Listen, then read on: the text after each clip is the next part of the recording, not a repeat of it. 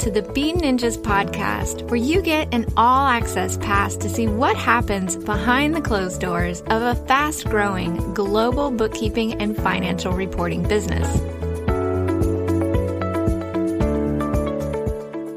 We are back. This is Anfernee Chansamooth and Michael Wark.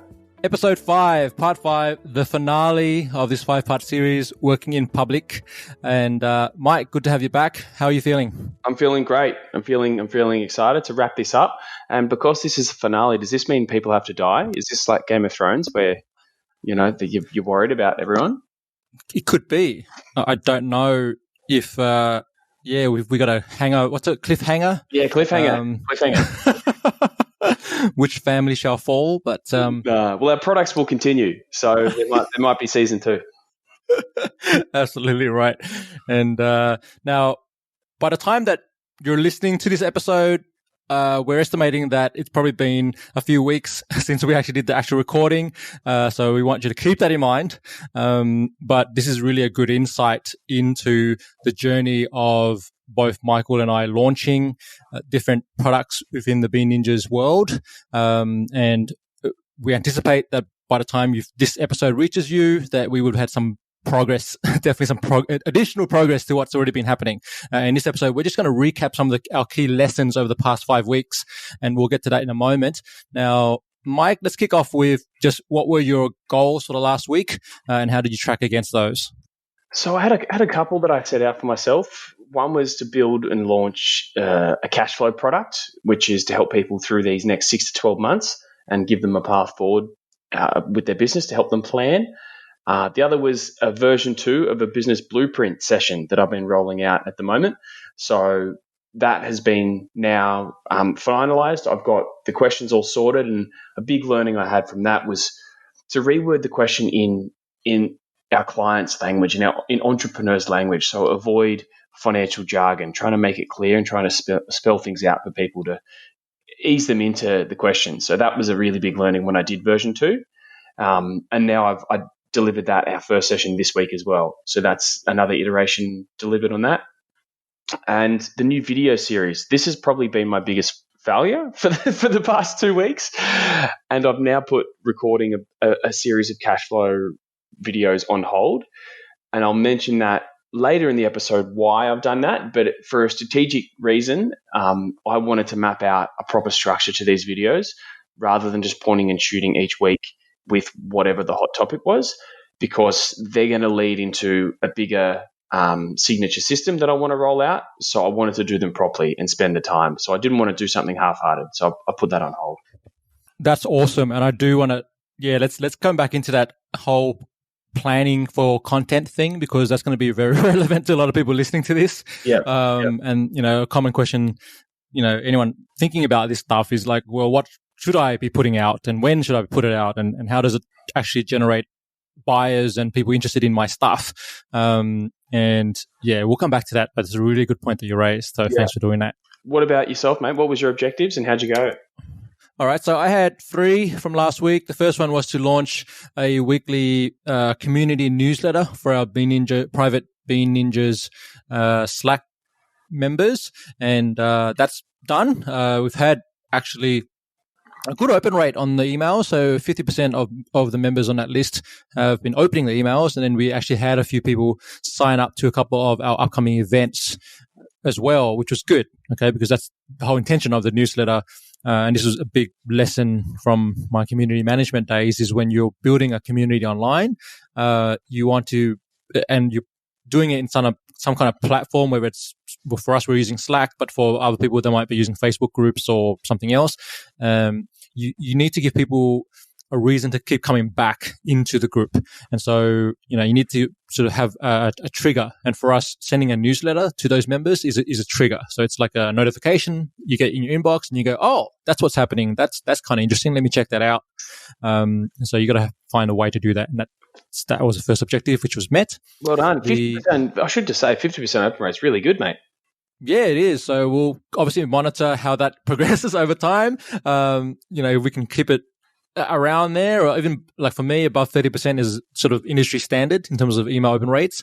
But if we can, keep it up at that 50%, that says we're providing some value in the emails that we're sending, and we'll track that over time. Now, the second objective I had was to get the Know Your Numbers landing page up. So that's the landing page for our next course that we're launching in May, and we do have a draft version up, scrambling to get that up by today. So I'll tell you more about that in the lessons and challenges in a moment. But that is live, so people can go and check that out. And we're going to use that now to go and actually offer it to various clients and people in our network who we think might be a good fit for that course. Awesome. All right. And then the third one was to confirm and prepare and promote our next Bean Ninja community events. So our launch strategy for the community, it has been to really find ways to add value to the members, give them a reason to participate, to engage with us, to learn more about what we do and how we can serve the community, and also connect them to each other. And so we've now got 4 confirmed events that are all happening online. The first one was completed today. So I hosted a weekly, it was meant to be weekly, but it's going to be fortnightly now, a coffee and collaboration meetup. So calling that Coffee and Collab, basically a chance for members to jump on to Zoom with myself and other members and just introduce themselves and then talk about ways that they might want to collaborate. It started off with 1 member joining today, and it ended up being a nice get to know you. And then it's good from my perspective as a community manager to actually learn what our members are up to, right? And just to and for them to put a face to a name, I suppose, and learn a bit more about what I do in my role with Bean Ninja. So that was really good. We've also got another webinar, a new webinar coming up next week, which is how to thrive and position your business for success in the new economy, with a experienced business consultant by the name of John Logar, and one of our clients as well. So he's going to do that, and we've had some really good interest with that already. Just started promoting today, and then we have a new series which will start up next week as well, with what we're calling the Open Office Hours. It's a bi-weekly series opportunity to really have business owners jump on to a Zoom call, let's say it's a Zoom call with one of our Bean Ninjas team. So really a chance for them to bring their questions related to their business finances or Xero or whatever it may be, profit first, these sort of things, bring it to one of our Bean Ninjas team members. We're kicking off with Meryl, and we've got Wayne and yourself doing the next episodes. I'll call them episodes. I don't know if that's right, but that's coming up soon, which will be really cool. And it's a good way for each one of our team members to get to know people in our community as well and their businesses, and really understand what kind of challenges these businesses are having at this point in time. So they're the 3 events. And then we're working on a recession proofing your business webinar, which Meryl will run. And that's going to sort of slating that for sometime in May. So that's the 3 objectives. It's busy in the community. So if you haven't joined, send us a message. We'll get you in there. And there's a lot of value in there. I'm really excited that we're doing this. And from my perspective, like tying it back to our product launches, having access to our clients and friends and community in Slack so immediately is really, really awesome, because you can hear what the big challenges coming up are, and your fingers on the pulse a lot more. So it's a two-way street there, because they get a lot of value from us, but we also get to know what's exactly going on and what's in people's minds right now. So it's a nice way to stay close to our clients. Yeah, and it really ties to, we're going to jump into wins in a moment, but one of the wins from this week from the community was you or Meryl offering something that you're working on, Mike, and having already one of the members coming back saying they want to participate in that. So do you want to share that win with our audience here? Yes. So that's the cash flow consultation product that we've launched. And so I basically have donated 5 free sessions to people in our community to try and build some goodwill and give some value to everyone who's in there. So we've actually had 2. I had a direct message of someone else. So we've had 2 of the 5 slots filled in the past 2 days. So I'm really excited to start delivering them and just trying to help people through this period. That's the main goal of them, is to help people survive and thrive later on. Epic, and that's really good. So, that's another benefit of being in the community is you get to experience some of these new products that we're in the midst of testing and launching and these sort of things, and community members get first dibs, I suppose, at those opportunities. So that's epic. All right. What other wins have you had this week, Mike? So my landing page is up, beninjas.com/profit first, all one word. So that's been a big monkey off my back. I'm now a fully certified Profit First consultant, so you have to kind of jump through a few hoops and do some exams. So I'm fully certified, and the landing page is now live. So that's nice to be completely official. That's awesome. Can I jump in and ask you a question? Yeah. What happens when you get certified? Do they send out do you get a shirt or a badge or something? Like what's It's like the Illuminati, Anf. I can't tell you. It's like a secret. There's a secret ceremony with candles and stuff. No, right. mate, not at all. There's basically access to an awesome new image that says certified Profit First professional that I can use on my email templates and stuff like that. And I've already been a part of the community and I'm in a mastermind and stuff. So none of that really changes. It's just that I can now announce myself as official. So it's a formality, but it's a good one to have. Oh, absolutely. Well done. And you also get listed on their site or something as well? Yeah, people can find me on the Profit First Australia website as well. So there's multiple ways. I've already got one lead through there who I'm teed up for a call next week. So it's another way to get leads from Bean Ninja's Money Mindset's point of view, because we also get leads through Profit First organization. So that's another big bonus of it. Brilliant. Yeah. This is good. All right. Yeah. Okay, so you got your landing pages up, you're certified. What else happened for you last week? I signed my first coaching client, which is awesome. So it's an existing client and he's come on board for a 6-month program with me. And he's going to be the first one to run through my new signature system. So I've basically, we're going to have to do another podcast season, mate, because doing all of these different projects and pivoting with all of these products we've been testing, I've realized that these will fit really nicely into an ongoing 6-month coaching program where they get a stair-stepped approach to building their finances up using all of these tools. And so, I've signed my first ongoing coaching client, which is really, really awesome. And I'm really looking forward to working through with him this process and then building on and getting better and better as we go. And I think that's super valuable for the client. Like, I think he gets an opportunity to really have a plan around, profit first and cash flow and these sort of things, and then have a chance to work with you over that 6-month period to hit those goals and implement different things into the business. So that's awesome. Yeah, it is. I mean, because a lot of people who want to do profit first, but they don't have their books in order, and that's a real issue because it's kind of, you need to have your bookkeeping and your those kind of systems in place. You need to be on Xero. You need to be doing it regularly. You need to have a process for your receipts. Like all of that basic stuff is the lifeblood of then having a successful profit first implementation and then running with it and actually becoming a habit of yours. So, I feel like our recurring bookkeeping service is the perfect launching point for people, because once that's controlled, then the sky's the limit. So, I'm excited for that. Yeah, and that's a good point you raise, like the timing of when it makes sense to implement profit first. So what you're saying is once you've got your books in order and you've got that system going and you've got some consistency with your data, then that's sort of the ideal time to go into working with you on profit first. If they want to do an in-depth approach, but people need to be committed to be doing this as well.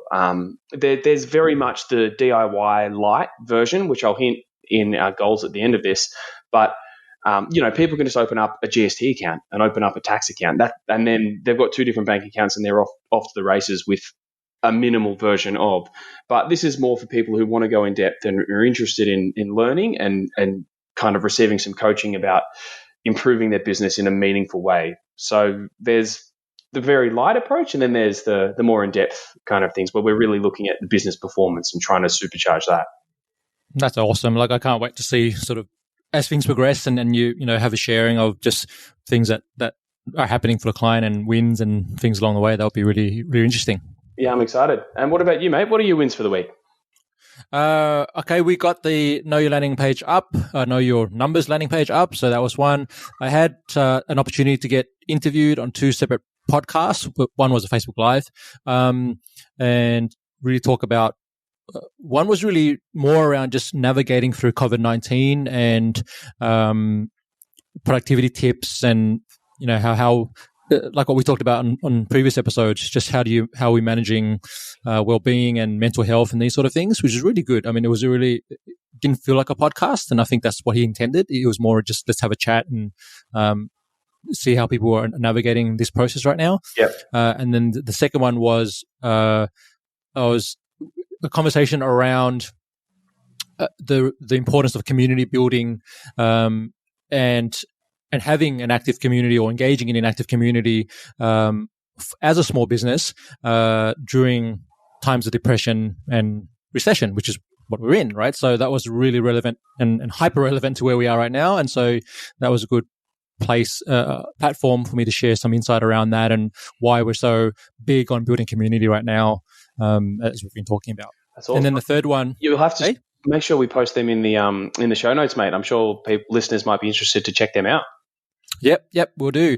And then the last win was, I mentioned earlier, I hosted the first Bean Ninjas community Coffee and Connect meetup today, and that was fun just to get to know you. There was it was a bit of a structure to it, but it wasn't a presentation, and it wasn't I really, really let it be a bit more free flowing, and just like you would have a normal coffee chat.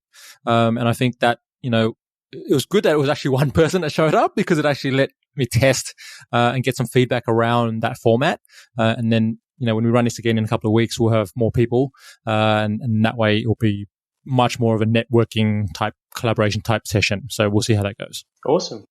All right. So let's talk about some of the challenges that came up for you over the last week, Mike. What's been happening?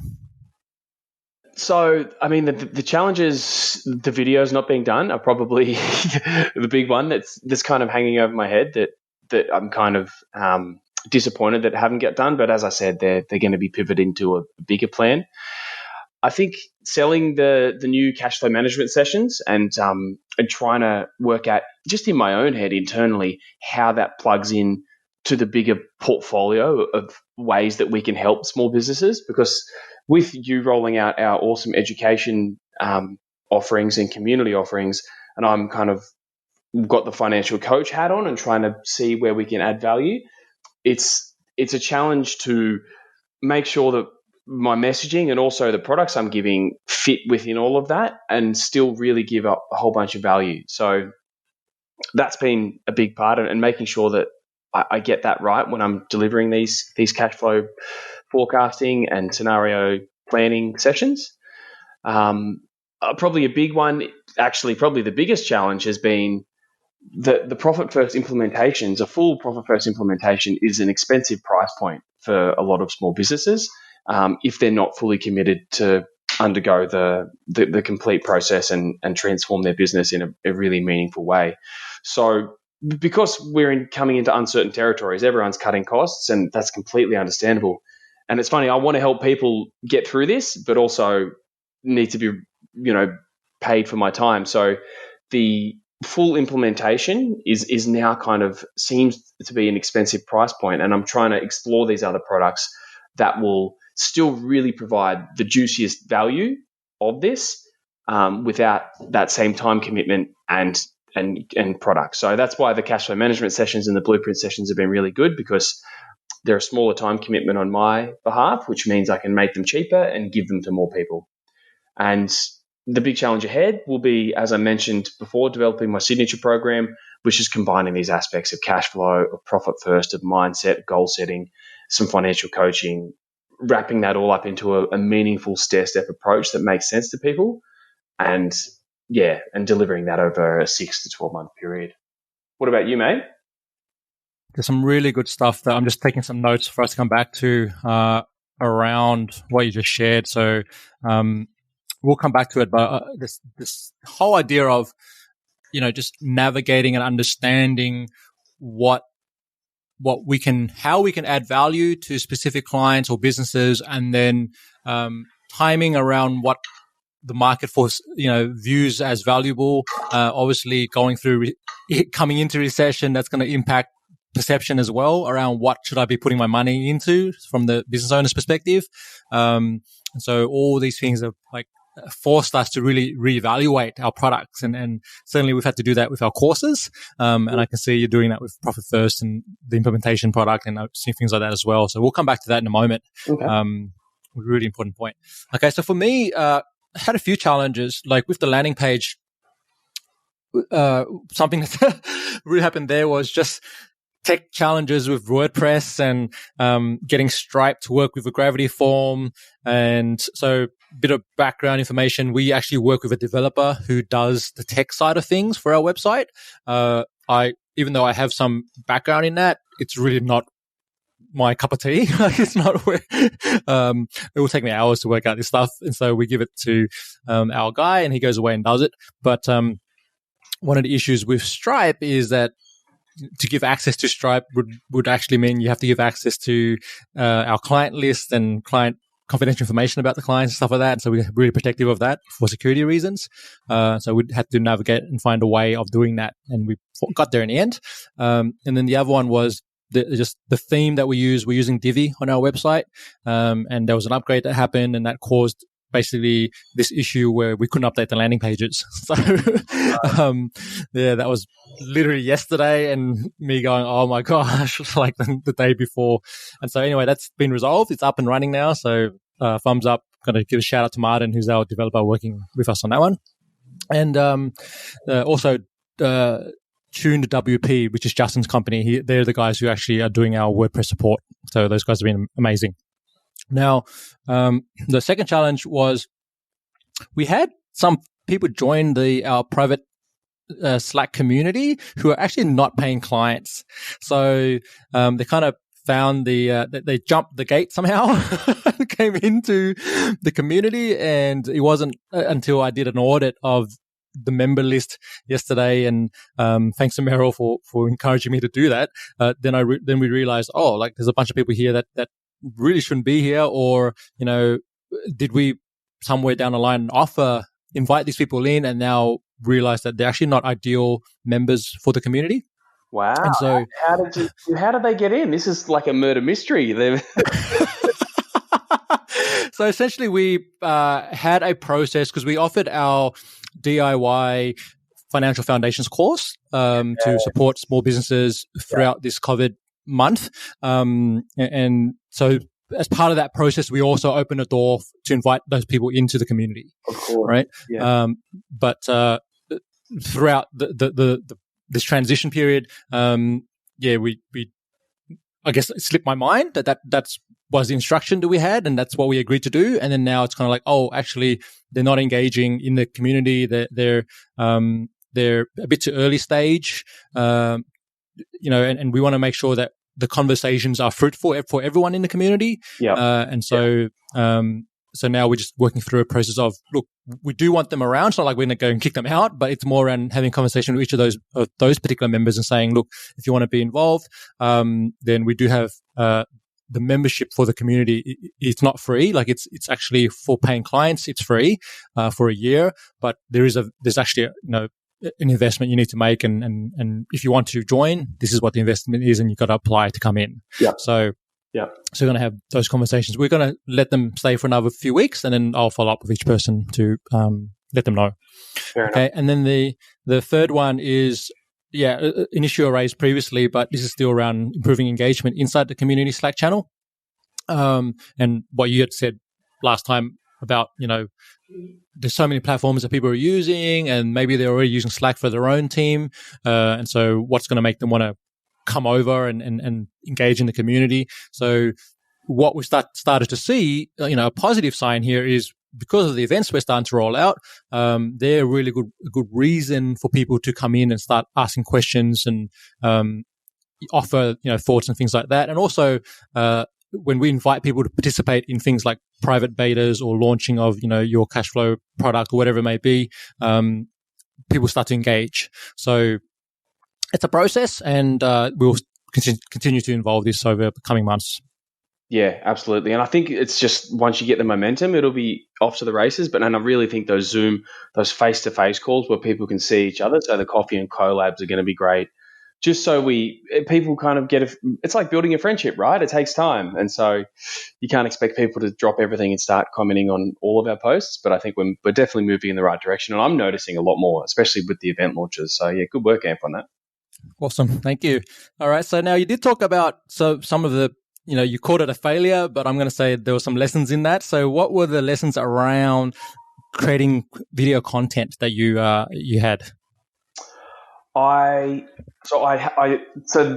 did record a few 2 weeks ago, and then I watched them back and realized that there was still some value in there, but there wasn't enough direction, and they kind of, if someone saw them in a one-off video, they might have got a little bit of value, but they weren't my best work, to be honest. And I wanted to really go through and map out a piece that would really add a lot of value, but also build people into seeing what it would be like to work with me. So I wanted to not only add value, but also show some of the services that Bean Ninjas offer. So I wanted to be a two-pronged approach, rather than just finding tips or coming up with ideas about businesses surviving this and just rattling them off on a video. I wanted it to have a deeper meaning to it. So that's kind of why I've held off on doing those, because otherwise it was just going to be more noise on the internet without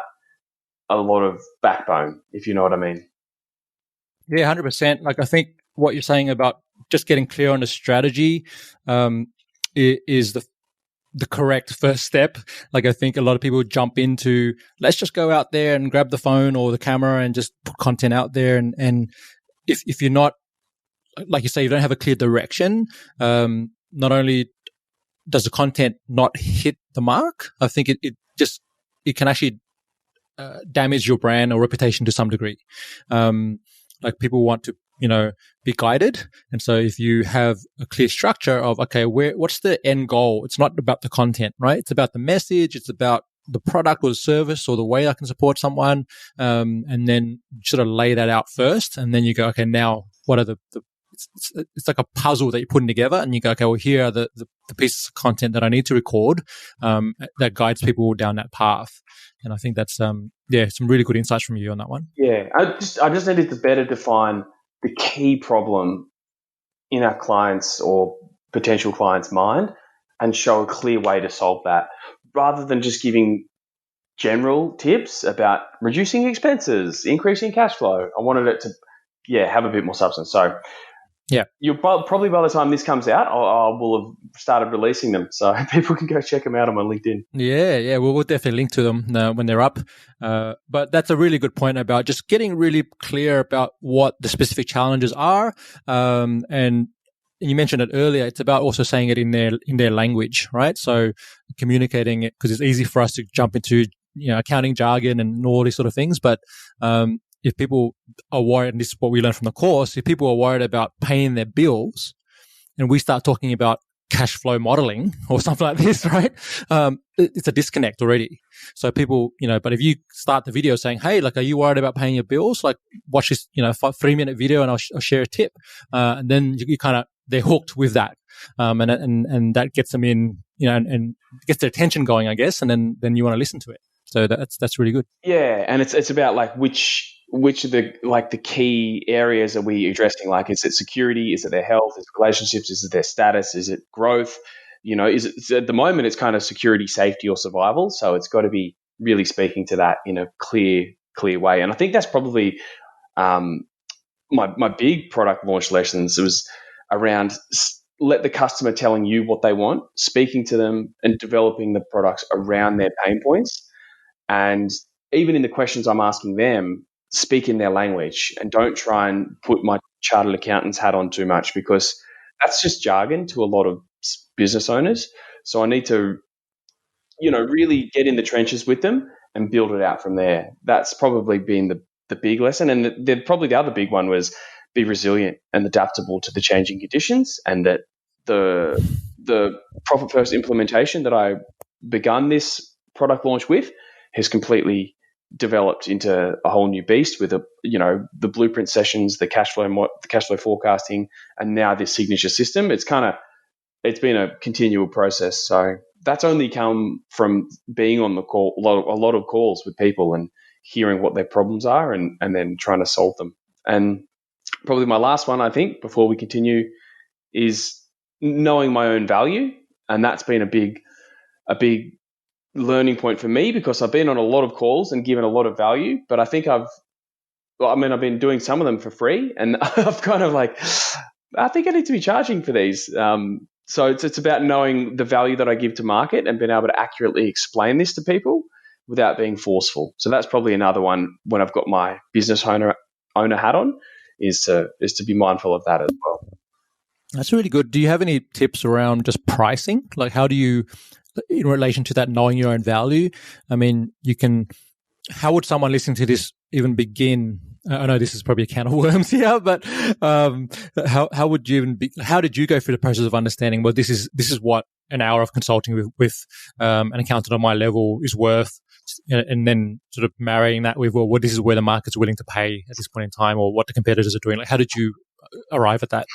It's a mixture of a few things, but what I'm moving towards now is value-based pricing, and it's about if I help my clients achieve the results they're going for, what is the value of that result to our clients? And so it's not based on my time, even though I will be putting in a lot of time, obviously, to help them.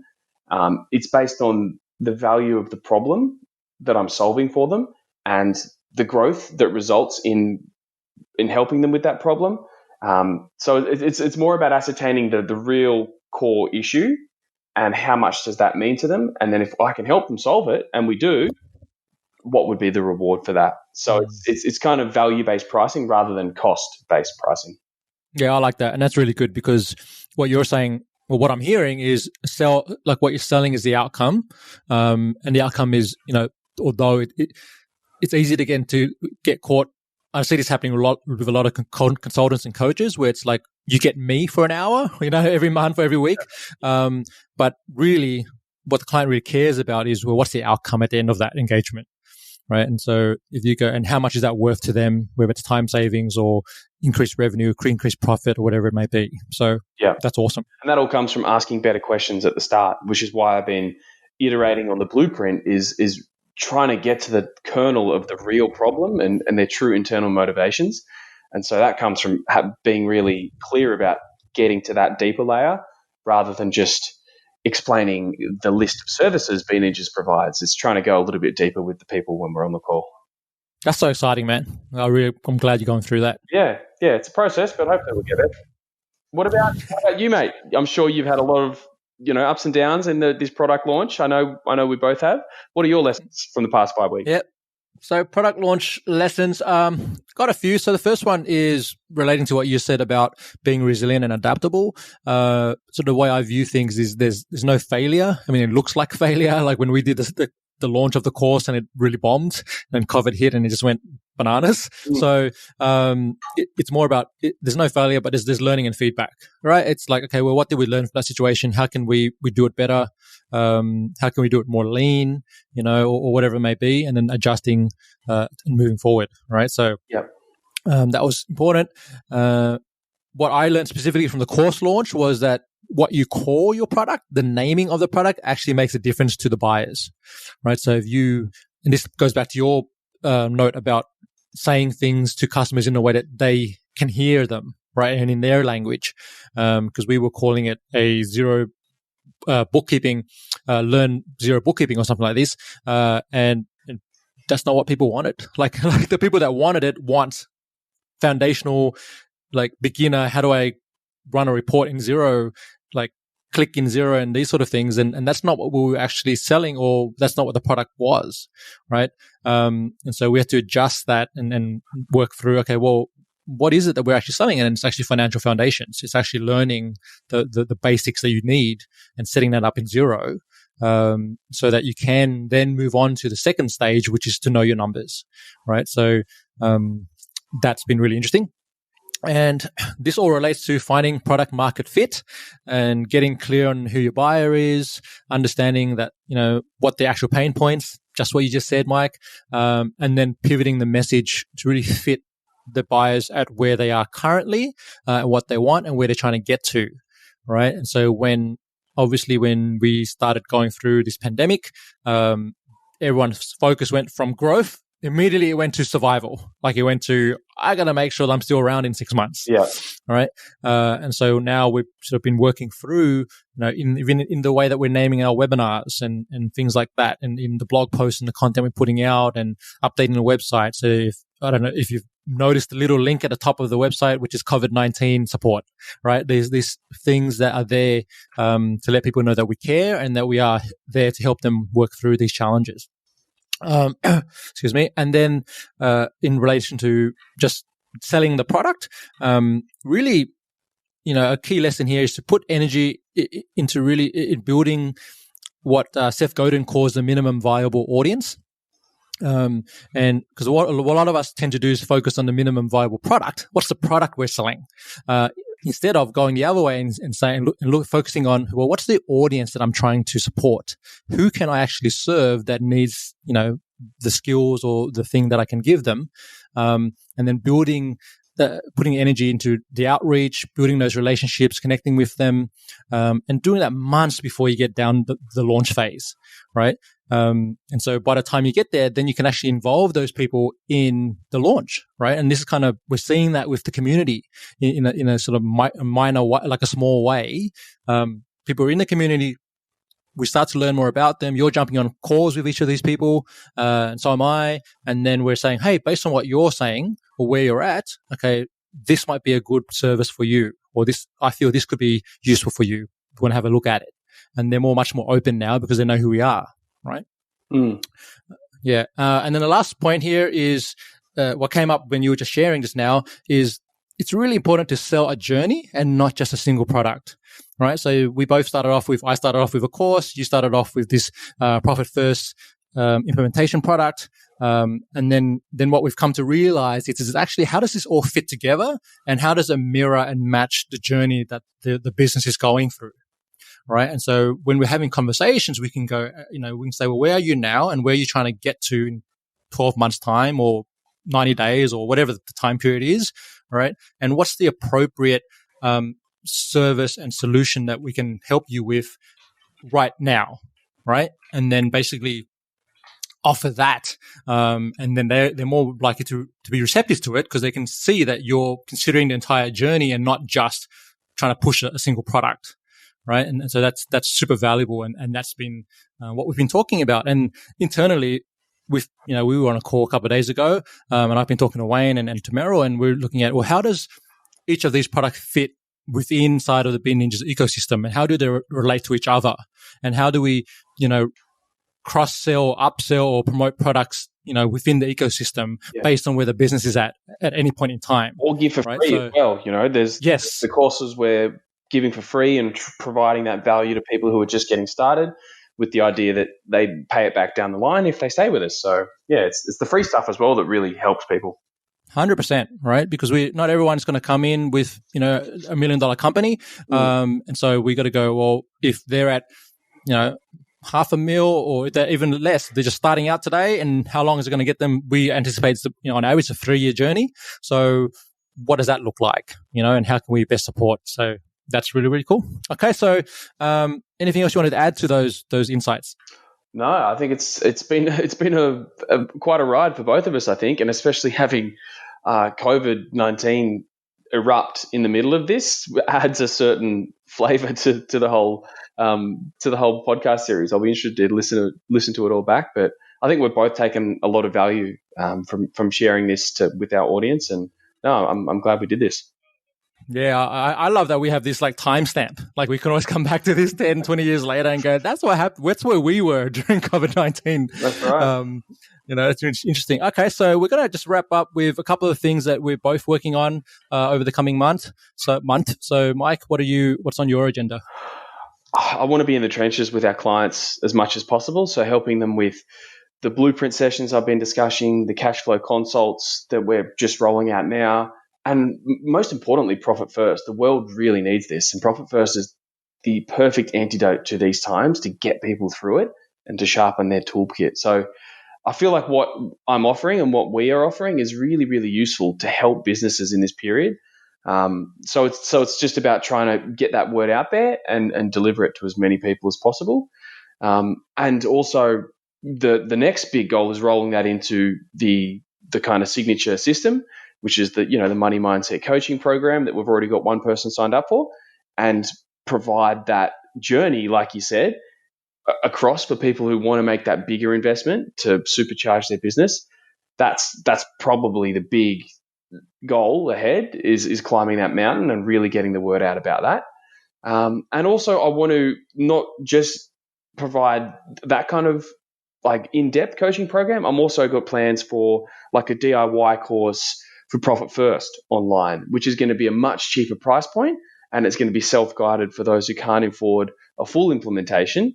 So that will kind of, I know we're offering, and we'll link to this in the show notes, the Profit First Kickstarter Kit, which is a few tools that will really help you if you're just getting started with it and want to start having a think about it. We're already offering that for free for people, but this is probably that next step up, which is videos from me describing all the concepts and letting people really dive in a bit more. So that's another one that's going to be an online-based learning one, which obviously doesn't take up as much time of mine, so we can make that a cheaper product. So I'm excited to do that, to look after people just getting started as well, because this system works for people just getting started and $500,000 plus. It works for everyone. So yeah, I'm looking forward. Those are the two big, hairy, audacious goals I'm looking at right now. I love it. I just love seeing the development of the product ecosystem. And if you've never heard of that term before, I think I learned that from Glenn Carlson and the Dent guys. It's basically, you need to really think about not just the product, but I'm calling it the customer life journey or the buyer journey. But you really are building an ecosystem of, okay, what's some free content that you can offer to help people that at that stage? Then when they can afford to buy something, what's the next product? And then beyond that, what's the core product or what you're calling the signature system? And that's a proven model. Like we could just break down a ton of businesses that are doing that right now. And maybe I'll do that as a separate podcast episode or a blog post. But that's definitely the way to go. Awesome. And what about yourself, mate? What are you working on next? Okay, so 3 main things. First one is to continue building our community, locking in upcoming events, updating we've actually now got a Bean Ninjas events page on our website. So you can actually go there at beanninjas.com/events, and you can see all the upcoming public and also member-only events that are coming up. And if you are interested in joining the Bean Ninjas community, you can also apply to come in at beanninjas.com/community. So that's one thing I'm working on. The another thing I'm working on is talking a lot with Wayne and Meryl around e-commerce and our sales strategy and marketing strategy for really supporting more e-commerce businesses. We've already been doing it, but now with just everyone going online and the focus and things changing, and us realizing we actually do have the capability to do a high level service for high performing e-commerce businesses. There's a real, the timing is such that it's a real good time for us now to focus on that. Okay. And so that's something that I'm working on over coming months. And then the third one is to, like you, Mike, is to build my own profile and appear on more podcasts, Facebook Lives, guest posts, these sort of things, and let people know that, hey, if you want to talk community and you want to talk about courses and online education, then I'm your guy, right? So that's sort of the 3 things that are on my mind for the next 6 months or so. Great. Well, we'll have to do a reunion podcast of where are they now in a month or so's time, just to give people an update of where we're at with all this. Yeah, I love it. I'm loving doing this series with you. So I wanted to thank you for your time, your energy, and just all the insights you've been sharing. And it's been a real joy and a pleasure to work alongside you in building the thing that you're building. Thanks, mate. And also big shout out to our audience. Thanks for tuning in. We appreciate your support. And yeah, get in contact with either Anf or us, either on LinkedIn or on the Bean Ninjas website. And there'll be heaps of links in the show notes as well for all the stuff we spoke about. 100%. All right. Thanks, guys. Talk to you real soon. Thanks, Mike. Cheers. Bye.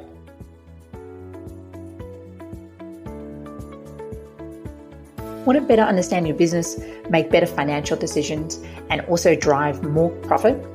If yes, then understanding your numbers is key to achieving these goals. If you're like most business owners, you've never studied accounting, and you've never been taught how to really understand the critical numbers in your business or how to use them to make effective decisions, grow revenue, improve profitability, and increase cash. That's why we created the B Ninjas Know Your Numbers course. And here's what business coach Justine Cox shared about her experience with the training. Probably the biggest impact for me, I found the course amazing. One, it was a bit of a refresher. I've been using Xero for a while, but it really helped me to know the pieces of Xero that I should focus on and how that can help me in my business. The first thing I was able to do is hand over a lot of the data entry and the processing tasks to the VA. So that saved me probably 2 to 3 hours a week. So that's the first win for us. But really what I wanted to focus on was the financial reporting. I wasn't doing a lot of that, and now I am. And the one thing that we've implemented that has made a huge difference for me understanding where the numbers are at in my business is the profit first principles and that cash flow management. And so setting up an extra business account, I was kind of halfway there, but it has been amazing. It's one, I can stop worrying about money because now I know exactly what I've got to spend where. And two, I am proud of the fact that I've actually started to put away some profit. So that's been amazing. So if you're someone who might be getting overwhelmed with the idea of going into your Xero file and not really knowing what's going on money-wise with your business, or you just want a simple way to understand Xero and finances for your own peace of mind, our Know Your Numbers course can help. You'll have a rare chance to work closely with an accountant and also have the support of other like-minded business owners who are going through the program. Head to bninjas.com/know your numbers to learn more about our course and register to receive updates about our next enrollment period. That's bninjas.com/know your numbers, all one word.